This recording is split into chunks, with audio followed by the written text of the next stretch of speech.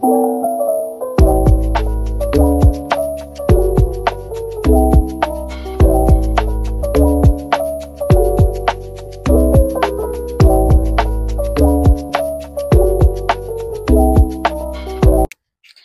Assalamualaikum. Kumpulan kami telah memilih laundry soap untuk assignment ini.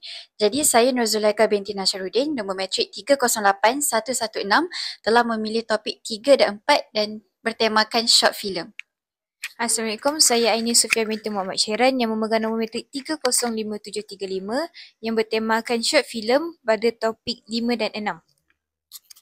Hai, nama saya Nurjanah binti Muhammad Zuraimi, nombor matrik 308109 dan saya telah memilih tema pengiklanan iaitu topik 7. Saya Chong Su Yi, matrik number 29178, tema periklanan dan ambil subtopik 8. Nama saya Kek Tzu, matrik nombor 303937. Tema saya music video dan saya ambil subtopik 9. Hai, Assalamualaikum. Saya Nur Zulaikha binti Nasruddin, nombor matrik 308116. Jadi ini adalah video pembentangan saya untuk subjek Media Estetik assignment 3. Saya akan kongsikan bagaimana saya gunakan prinsip chapter 3, the two-dimensional field area, dan chapter 4 iaitu the two-dimensional field force within the screen dalam video TikTok yang saya hasilkan. Tajuk video saya ialah Brainy Harapan Terakhir dengan silent short film. Untuk scene pertama, permulaan cerita, kisah bermula dengan saya sedang melukis di taman dengan tenang. Saya gunakan format 9:16 kerana ratio ini lebih sesuai di TikTok dan medium shot untuk wujudkan suasana damai. Dalam prinsip chapter 3, ini berkaitan dengan framing and aspect ratio. Manakala dari chapter 4, saya gunakan vertical iaitu menegak main direction untuk menggambarkan kestabilan. Seterusnya, scene kedua. Kemudian suasana berubah iaitu apabila dua kanak-kanak tengah bermain bola dan gerakan bola mencipta motion vector dari kiri ke kanan yang membawa kepada insiden bila bola terkena painting saya. Cat tumpah dan kena baju putih saya. Di sinilah saya gunakan magnetism of the frame dan psychological closure untuk tonjolkan kejutan visual. Seterusnya, scene ketiga iaitu saya ke Adobe untuk mencuci baju. Dalam scene ini, saya gunakan close-up framing pada baju dalam mesin basuh dengan menggunakan sabun jenama X. Dan selepas cucian, baju itu masih kotor. Di sinilah saya gunakan asimetri iaitu baju di sebelah kiri skrin memberikan rasa tidak puas hati secara visual. Si muka saya pun sedih. Framing yang ketat dan body language yang lemah menunjukkan bahawa masalah belum selesai. Scene keempat pula, tiba-tiba muncul seorang figura perempuan yang bertanya kepada saya kenapa saya sedih dan syorkan saya untuk guna sabun jenama Brainy. Dalam babak ini saya letak sabun di center point iaitu di tengah-tengah skrin kerana secara psikologi ia lebih dominan dan meyakinkan.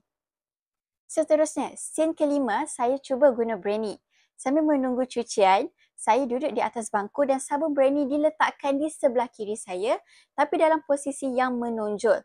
Disusun dengan pencahayaan cerah dan framing yang stabil. Ini semua guna prinsip figure, ground dan framing. Akhirnya, saya buka mesin dan baju itu bersih dan wangi. Saya senyum lega. Ini menciptakan psychological closure untuk penonton dan masalah baju kotor selesai dengan gembira. Kesimpulannya, saya telah mengaplikasikan pelbagai prinsip estetika dari chapter 3 dan 4 secara halus tapi berkesan. Selain itu, saya juga menggunakan audio dalam penceritaan visual yang sesuai untuk TikTok. Terima kasih kerana menonton pembentangan saya. Saya Aini Sufia binti Muhammad Syairan yang memegang nombor matrik 305735. Kumpulan kami telah memilih tema laundry soap untuk tugasan ketiga ini. Saya telah memilih topik 5 dan 6 untuk membuat sedikit penerangan. Topik 5 ialah interplay of screen force, manakala topik 6 pula ialah depth and volume. Saya telah mengaplikasikan beberapa teknik yang terdapat di dalam topik 5 dan 6 dalam video saya.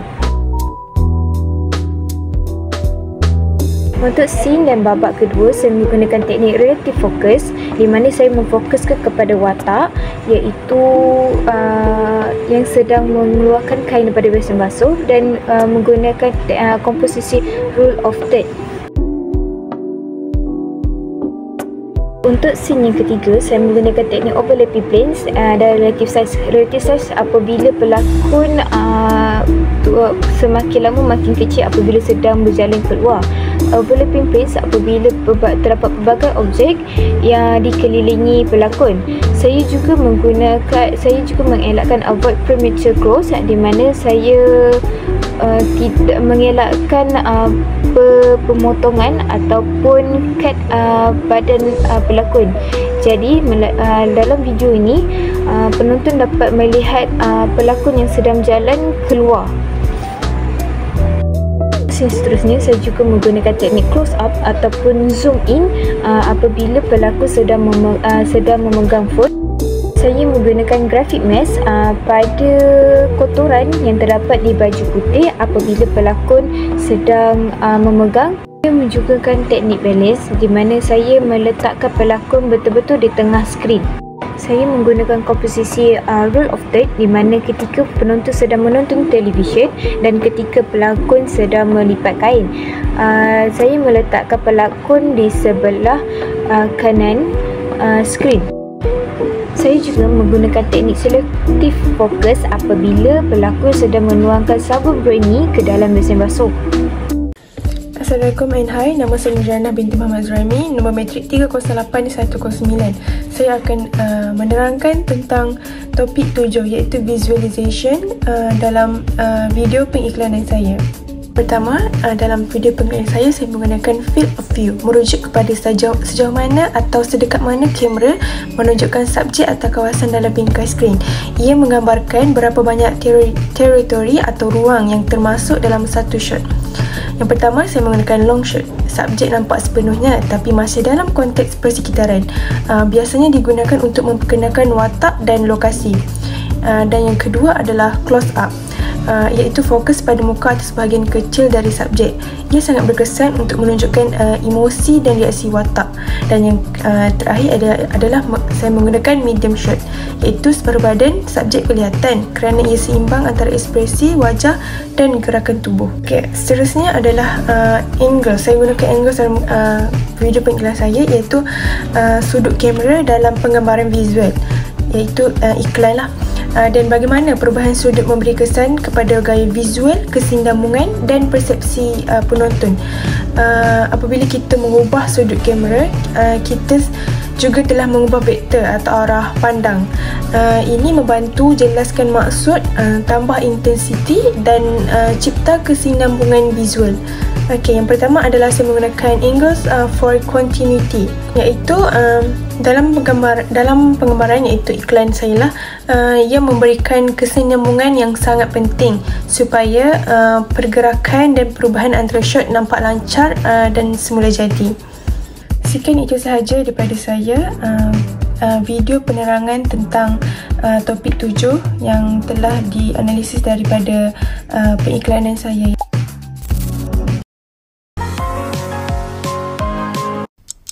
Subtopic at the 4D field time. As a concept in media, it helps track changes in vector direction within a single shot and across multiple shots. Timing and motion are critical to structure media. The movement that used in subtopic at video is slow motion and accelerated motion technique.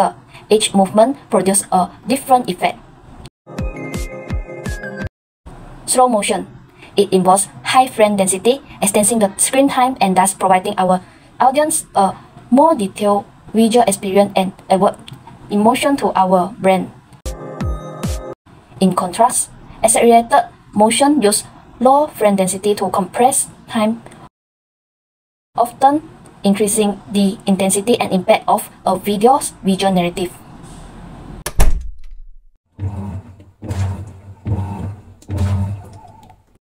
Today, I'm going to present my advertising video idea, focusing specifically on how I apply sound design principle based on what I have learned.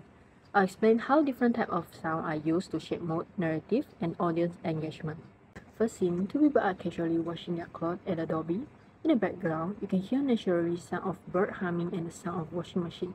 In this part, I use ambient sounds, which can call auto orientation function, and parallel sound in the opening scenes to create a peaceful, natural atmosphere. This helps set the tone and immerse the audience in a real-world environment. After that, the girls are using the washing machine as usual, and after they're finishing, they left the scene.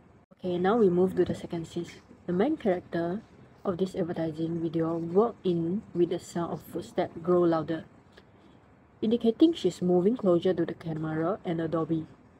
So in this part, I apply primary motion rhythm, which is the main source of the movement, and it is also sound perspective of auto orientation function that enhance the sense of space. These are actual real-world sounds that match exactly what we see on screen. They can help create realism and make the action feel more believable to the viewer. Now we come to the third scene. She as usual walk into Adobe, but suddenly she hears a banging sound continuously. This is the use of inner orientation function, which non-literal sound marks the beginning of usual event. This is also contrapunction sound when the washing machine started banging unexpectedly. Although the visual show an empty and calm laundromat, the strange sound creates horror and tension, as the scene in front already showed audience that the people in Adobe already went out. So how come a washing machine can make sound? For the fourth scene, follow main character gaze, we can see that the washing machine is shaking hardly and the sound of banging keep going. In these scenes, I use oscillation sound and scenes to make the mood goes horror and tension. The fifth scene, this is the scene where the camera shifts the viewing angle inside the washing machine. When the main character twists the door handle of washing machine, you can hear the sound of twisting it clearly. I ensure temporal matching during key physical action and here, so the sound effect align perfectly with the visual movement. Once open, the banging stops, leaving her confused. Here, I use internal monologue as a non-literal sound to show her thought and confusion. This helps the audience connect more closely with her experience. Then, the scene switch between the main character and the product Brini in high speed, accompanied by a tragic sound like a horror like woo sound, which can be considered a tertiary motion rhythm and symbolic sound that don't come from any visible source. Now we go to the set scenes. The camera focuses on the washing machine as it begins spinning. As you can see, it moves from slow to faster in circular motion, creating a dizzy effect that serves as a cool transition to take audience to a completely different unrelated scenes. So here come with the instrument sound with the matching bass, drum and electronic music. And they relate to the sound of washing machine, processing the real sound of closing open washing machine or dryer, the sound of brushing clothes, splashing water that is persuasive action. This alignment creates a homophonic texture where both the physical action and the music support a unified rhythm pattern. It also transforms a normal, mundane action into something musical and engaging. For the next scene, we shift forward to the most important part of this video, Brini, our product. This is tertiary motion rhythm, which have a quick transition that match with music beat during the product reveal and music scenes. For these scenes, all scenes begin to align with the lyrics of the music, such as special edition for your clothes that you make dirty, and a scene showing a cloth with ink trace on it. So the combination of crowd sound and repeatedly Brini, Brini, Brini, Brini create a bandwagon effect, making viewers subconscious feel that this is a popular, cross-worthy product. Okay, we move to the next scenes. You remember the scenes that main character took Brandy out from the washing machine? And now, after she realized our product Brandy is so useful, she start introduce other about the product and we can know through the scenes of passing the brownie, the product to other. And this creates a psychological effect. Viewer naturally assume Brandy is a trust and popular choice. Even the cat approve. Now, 11 scenes. Now I add in the narration that use technique of semantic matching to give additional information. The scene transitions smoothly connect with the narration of whether you are tossing it in a washing machine, and yes, washing machine scenes, or going old school with hand wash. Brini got your back into a hand washing clothes scenes. After drying the clothes in the sun, they appear clean and fresh, showing how effective the product removes dirt and the fabric is soft, so do the fresh smell. For the 12 scenes, the scenes return to main character. This marked a complete plot twist. It turned out that everything that happened earlier was just her dream. The twist ending and a subtle mention Brini in the dialogue show how non-literal sound from the dream influenced literal reality. This blurred the line between imagination and the memory, creating a last impression of the brand. Okay, continue the storyline. Her friend wake her up and invite her to go buy laundry soap. In this part, the conversation between them is literal sound. And then because of she just had the vivid dream, she naturally mentioned Brini because she influenced by the music from the dream. After hearing her friend mention it, she naturally decided to buy it. In this dialogue, I used the technique of literal speech combined with shallow depth of field to create a more natural and intimate conversation effect. For the 13 scenes, as they walk away, the camera shifts to the clear shot of the Brini product, ending the video with brand focus. And the dialogue that now available in all major stores, Watson, Guardian, AO 99, Speedmark and more. Grab yours now. This technique directly engages the viewer and reinforces product accessibility and urgent. This technique is addressed directly. To conclude, my video doesn't just tell a story visually, it's also driven by sound. Every scene was designed with the sound in mind to support the mood, pacing, and audience physiology. This is how I apply what we have learned about sound in media creative and aesthetic. Thank you.